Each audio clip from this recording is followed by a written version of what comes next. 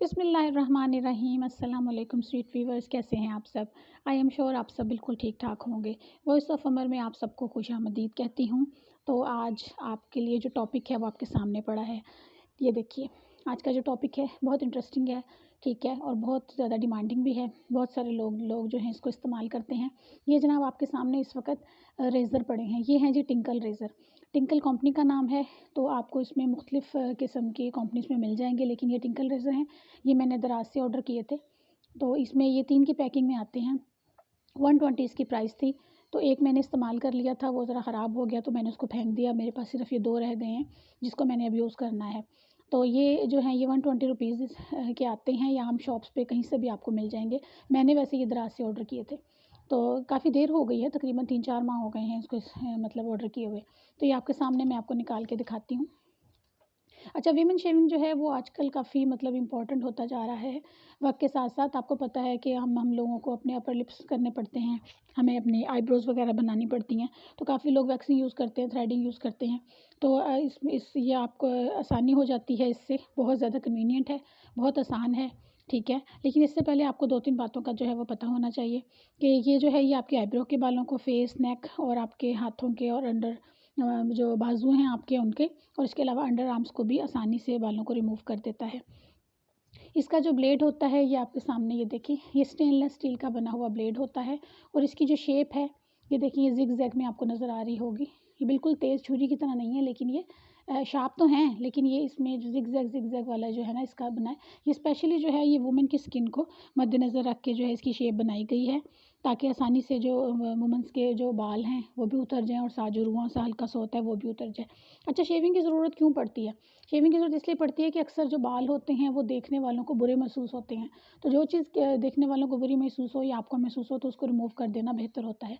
इसके अलावा इसको यूज़ करने से आपकी स्किन नीट और क्लीन बहुत ज़्यादा अच्छी हो जाती है, साफ़ सुथरी हो जाती है। और डेड स्किन भी काफ़ी हद तक इसके साथ थोड़ी बहुत रिमूव हो जाती है। और आपका मेकअप भी बड़े अच्छे तरीके से बैठता है, क्योंकि बालों वाली स्किन पर मेकअप सही तरीके से नहीं बैठता। अच्छा, अब इसको कौन लोग यूज़ नहीं कर सकते?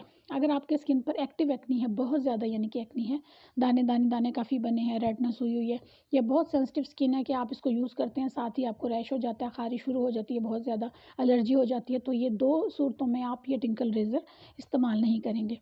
अच्छा, जो लड़कियाँ ट्वीज़िंग को बर्दाश्त नहीं कर सकती या फिर थ्रेडिंग वगैरह को, क्योंकि उससे बाल जड़ों से निकलते हैं। ये जो रेज़र है ये जड़ से बाल नहीं निकालता, ये सिर्फ़ आपकी स्किन के ऊपर से लेयर से जो बालों को कट कर देता है। तो ये बहुत ज़्यादा कन्वीनियंट रहता है। जो लोग ट्वीज़िंग की तकलीफ़ नहीं बर्दाश्त कर सकते उनके लिए रेज़र इस्तेमाल करना बेस्ट है। इसके अलावा एक और सवाल जो ज़्यादातर लोग पूछते हैं वो ये कि क्या इससे बाल थिक आते हैं? तो बिल्कुल भी नहीं, ये एक बहुत ही गलत किस्म का कॉन्सेप्ट है कि जिसको इस्तेमाल करने से आपके बाल जो हैं वो थिक आएँगे, बिल्कुल भी नहीं। बल्कि आप जो आपकी नॉर्मल बालों की ग्रोथ होती है उसी तरीके से, उसी हिसाब से बाल आते हैं।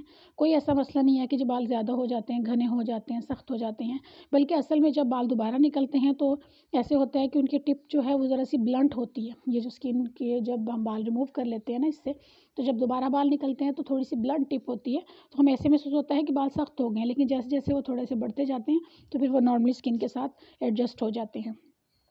अच्छा, इसको कितने अरसे बाद यूज़ करना चाहिए, ये भी एक बहुत अहम क्वेश्चन है। इसको ना आप वीकली यूज़ कर सकते हैं, कोई ऐसा इशू नहीं है।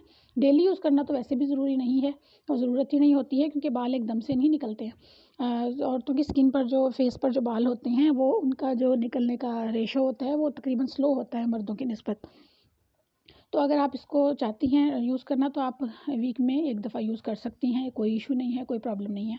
लेकिन वैसे मैं खुद 15 दिन बाद इसको यूज़ कर लेती हूँ, क्योंकि 15 दिन बाद ज़रा-सी आसानी रहती है इस्तेमाल करने में। चलें, ये तो थे 1-2 क्वेश्चंस जो लोगों के ज़हनों में थे, तो मैं आपको बता दिए, ठीक है। इसके अलावा अगर आपके ज़हन में कोई बात होगी तो आप मुझसे पूछ सकती हैं। आप कमेंट में मैसेज करें और मुझसे पूछें। तो सबसे पहले मैं आपको बताऊँगी कि उसको इस्तेमाल करने का तरीका क्या है, ठीक है। आपको अक्सर फ़ोरहेड पर बाल रिमूव करने पड़ते हैं, बाजुओं पर भी करने पड़ते हैं, या आप मेरे बाजुओं को देखें, या हल्के-हल्के से बाल आपको नज़र आ रहे होंगे। ये तकरीबन 1 मंथ पहले मैंने टिंकल रेज़र के साथ ये बाल रिमूव किए थे। तो 1 मंथ बाद ये रिज़ल्ट है, यानी कि बिल्कुल इस तरह से हल्के से बाल आए हैं, ना कोई ज़्यादा बाल नहीं आए किसी भी किस्म के, ना कोई घने हैं, ना गहरे हैं, बिल्कुल नॉर्मल से बाल हैं। तो अच्छा, इस्तेमाल करने का इसका तरीका क्या है? सबसे पहले आपने जिस स्किन पर इसको यूज़ करना है, आपने अच्छे तरीके से उस स्किन को क्लेंज़ कर लेना है। फेस वॉश यूज़ कर लें, क्लेंजर यूज़ कर लें, जो भी आपका दिल है। अच्छे तरीके से जब आपने स्किन को साफ़ कर लेना है, जैसे मैं यहाँ से आपको रिमूव करके दिखाती हूँ बाल। उसके बाद आपने क्या करना है, सेकंड स्टेप ड्राई करने के बाद आपने स्किन पर वैसलीन लगा लेनी है। मैं वैसलीन ही लगाती हूँ क्योंकि ये ज़रा ऑयली सी होती है, ज़्यादा मॉइस्चराइजिंग होती है, तो अच्छे तरीके से जो है ना स्किन इससे रेज़र इस पे अच्छे तरीके से चलता है। आपने अच्छे तरीके से इसकी मकदार जो है अपनी स्किन पर लगा लेनी है, अपने फेस पर, ठीक है। थोड़ी सी नहीं लगानी, कोशिश करें ज़्यादा मकदार ही लगाएं अच्छे तरीके से। थोड़ा सा रब कर लें, ठीक है, ताकि ये अच्छे तरीके से जो है ना लग जाए। अब इसके बाद आपने स्किन को थोड़ा सा यूँ करके टाइट करके पकड़ना है, ठीक है। लेकिन इस वक्त मैं अकेली हूँ, टाइट पकड़ने के लिए कोई नहीं, तो मैं इसको यूँ ही आपको करके दिखाती हूँ। अब बालों की जो डायरेक्शन है वो इस तरफ को है, तो मैं इसी तरफ को बाल रिमूव करूँगी। इसको यूँ खड़े करके भी नहीं करना है, इसको यूँ टेढ़ा रखना है, 45 का एंगल इसको कहते हैं। इसमें करते हुए आपने यूँ करके आपने आगे को जाना है।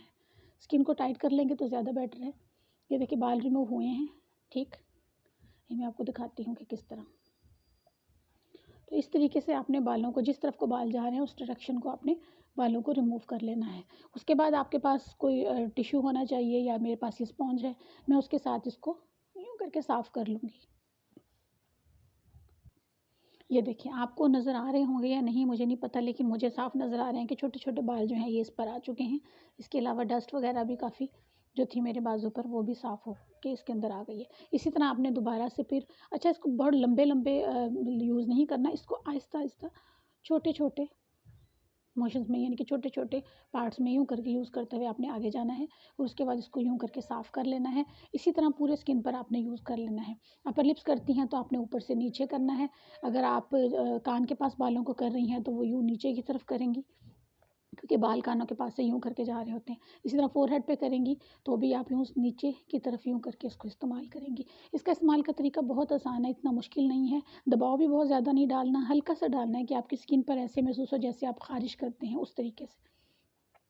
बहुत ईज़ी है यूज़ में। अच्छा इसके बाद आपने क्या करना है, जब आपके बाल सारे फेस से रिमूव हो जाएँगे, आपने इसको धो लेना है। डेटॉल वाले पानी में थोड़ी देर के लिए भिगो के रख सकते हैं, गर्म पानी में, ताकि अच्छे तरीके से बैक्टीरिया वगैरह ख़त्म हो जाए। इसके बाद आपने क्या करना है, स्किन को अपने को साफ़ कर लेना है या धो लेना है। तो ये स्पंज मेरे पास गीला है, मैं इसी से इसको साफ़ कर लेती हूँ।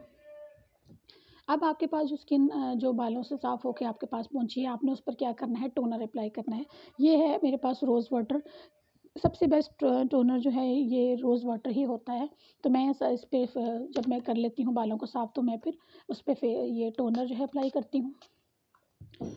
थोड़ी देर बाद जब टोनर ड्राई हो जाता है तो अच्छा आप और भी 2 काम कर सकती हैं, अगर आप चाहती हैं बालों की ग्रोथ कम हो।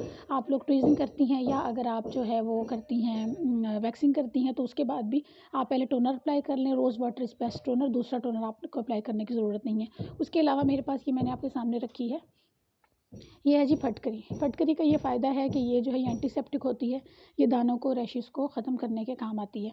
तो अगर आप जब भी वैक्सिंग करें, थ्रेडिंग करें या टिंकल रेज़र यूज़ कर रही हैं, तो मैं उसके बाद लाज़मी तौर पे इसको गीली स्किन पर रब कर लेती हूँ अच्छे तरीके से। इससे ये है कि मेरे बम्प्स नहीं बनते किसी भी किस्म के, रैश नहीं होती, हल्की-फुल्की होती भी है तो वो जल्दी कवर हो जाती है। तो फटकरी जो है वो मोस्टली लोग रेकमेंड करते हैं, मैं भी रेकमेंड करूँगी कि जब भी बाल साफ़ करें उसके बाद फटकरी को अगर आप थोड़ी देर के लिए रब कर लें तो वो बहुत अच्छा है।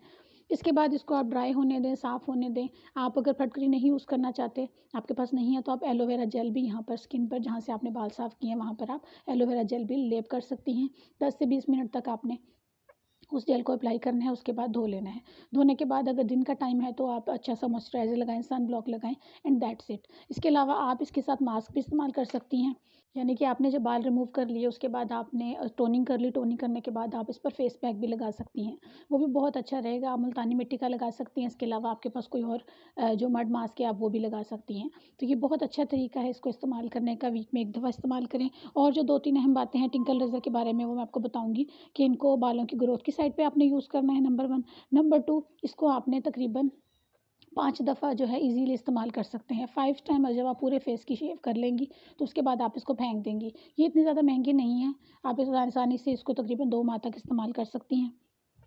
इसके साथ जब मैं 5 शेव कर लूँगी उसके बाद फिर मैं इसको फेंक दूँगी, उसके बाद मैं दूसरे की तरफ ट्रांसफ़र हो जाऊँगी, ठीक है। उसके अलावा अगर आप बाजुओं की भी टिंकल रेज़र से करती हैं और फेस की भी, तो मेक श्योर कि आप बाजुओं के लिए अलग रेज़र रखें और फेस के लिए अलग, क्योंकि फेस की स्किन बहुत ज़्यादा सेंसिटिव होती है। तो कोशिश यही कीजिएगा कि अगर आपने इसके साथ करना है तो आप इसका और फेस का और बाजुओं का जो है वो अलग रखें। इसके अलावा टिंकल रेज़र को किसी के साथ शेयर मत करें, क्योंकि स्किन की जो चीज़ें होती हैं उनको आप अपने लिए पर्सनली अलग रखें। अगर कोई और लेना चाहता है आप उसको नया दे दें, उसके बाद उससे वापस ना लें, क्योंकि शेयरिंग का मतलब है कि आप बैक्टीरिया जो है वो शेयर कर रही हैं। इसके अलावा आप रेज़र को जो है इस्तेमाल करने से पहले वैसलीन ऑयल लगाएं। इसके अलावा क्लियर स्किन पर यूज़ करें तो इसके बहुत अच्छे जो है ना असरात आपको मिलेंगे और बहुत अच्छा रिज़ल्ट मिलेगा। अच्छा, टिंकल लेज़र की सबसे अच्छी बात जो मुझे ये लगती है कि बाज़ औक़ात ऐसा होता है कि हम अपने मतलब अपनी रूटीन लाइफ़ में इतना बिज़ी होते हैं कि हमें मतलब इतना टाइम नहीं मिलता कि हम जो है रूटीन वर्क में कुछ कर सकें। तो अचानक कोई शादी का फंक्शन आ जाता है, तो ये जो है ये हमारा बेस्ट पार्टनर है। फ़ौरी तौर पे कोई मेहमान आ जाता है या कोई फ़ंक्शन आ जाता है तो आप फ़ौरी तौर पे इससे बालों को रिमूव कर सकते हैं। आप अपने अपर लिप्स कर सकते हैं, अपनी आईब्रोज़ कर सकते हैं, तो आपके लिए बहुत ज़्यादा कन्वीनिएंट रहेगा। इसके अलावा ये जो टिंकल रेज़र है ये काफ़ी हद तक डर्माप्लानी का भी काम करता है। डर्मा ये इसका ब्लेड जो है वो ज़िगज़ैग होता है। डर्माप्लानी का जो ब्लेड होता है वो बिल्कुल फ्लैट होता है और काफ़ी शार्प होता है, और उसको आप स्किन स्पेशलिस्ट से ही जो है करवाते हैं जाके। लेकिन मेरे ख़्याल में जिनको टिंकल रेज़र सही तरीके से इस्तेमाल करना आता है वो डर्माप्लानिंग भी बहुत आसानी से कर सकती हैं। तो इसको छोटे-छोटे पार्ट्स में करके आप इस्तेमाल करें, ठीक है? और ज़रूर इस्तेमाल करें, इसका कोई साइड इफ़ेक्ट नहीं है किसी भी किस्म का। उम्मीद है आपको आज की वीडियो पसंद आई होगी। किसी किस्म के कोई क्वेश्चन हो आपको इसके बारे में या टिंकल रेज़र के बारे में तो मुझे ज़रूर बताइएगा। तो जाने से पहले यही कहूँगी कि चैनल को लाइक करें, शेयर करें और सब्सक्राइब करें। तो इंशाअल्लाह ताला आपके आने वाली अच्छी-अच्छी वीडियोज़ जो हैं उनको आप शेयर करें और लाइक कीजिएगा। तो मिलते हैं इंशाअल्लाह ताला अगली वीडियो में, तब तक के लिए अल्लाह हाफ़िज़।